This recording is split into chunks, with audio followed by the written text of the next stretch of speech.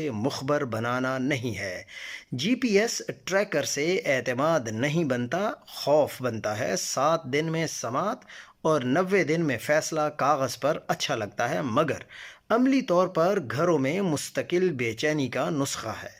سوال یہ ہے کہ حکومت کس ایجنڈے پر کام کر رہی ہے؟ مقامی معاشرت دینی اقدار اور خاندانی ساخت کو سمجھے بغیر درآمد شدہ تصورات ٹھونسنا دانشمندی نہیں ہوتی۔ مذہبی جماعتوں کی ذمہ داری ہے کہ وہ اس قانون کو ریورس کروائیں یا کم از کم اس میں توازن، مصالحتی فورمز، جھوٹے الزامات کی سخت سزا اور صنفی برابری کی جو ضمانت ہے اس کو شامل کروائیں۔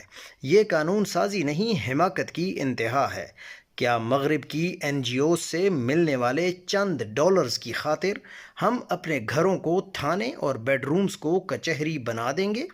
اس بل کے معماروں کے فکری بھانج پن پر رونا آتا ہے، جو یہ سمجھنے سے قاصر ہیں کہ میاں بیوی کا رشتہ جو مدت اور رواداری پر کھڑا ہوتا ہے، تعزیرات پاکستان کی دفعات اور جی پی ایس ٹریکرز پر نہیں ہوتا۔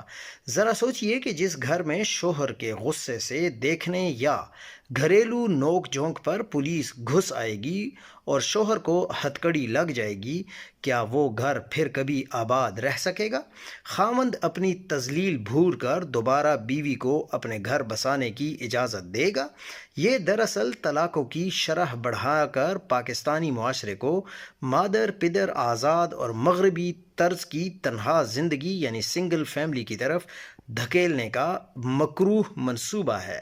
کیا مظلومیت صرف عورت کی میراث ہے؟ ہرگز نہیں۔ خواتین اگر مظلوم ہیں تو تلخ حقیقت یہ ہے کہ کئی مقامات پر وہی ظالم بھی ہیں۔ ہمارا مرد دن رات کوہلو کے بیل کی طرح پستا ہے، بیوی کے طعنے، بیجا فرمائشیں، معاشی دباؤ اور جذباتی بلیک میلنگ سہتا ہے، مگر صرف اس لیے لب سی لیتا ہے کہ بچوں کا سائبان نہ اجڑے۔ کیا مرد پر نفسیاتی تشدد نہیں ہوتا؟ اس خاموش اور گھٹ گھٹ کر جینے والے مرد کی مظلومیت کا کوئی قانون کیوں نہیں ہے؟ حکمران ہوش کے ناخن لیں، وہ جن کے اشاروں پر یہ ایجنڈا مسلط کر رہے ہیں، وہ ہمارے خاندانی نظام کے در پر ہیں۔ اب وقت آ گیا ہے کہ مذہبی جماعتیں، علماء اور سول سوسائٹی مصلحت کی چادر اتار کر اس قانون کو ریورس کروائیں۔ یاد رکھیں، گھر قانون کے ڈنڈے اور خوف سے نہیں، اللہ کے خوف اور اخلاق سے چلتے ہیں۔ جب قانون رشتوں کے درمیان کھڑا کر دیا جائے تو رشتے نہیں، صرف مقدمات چلتے ہیں۔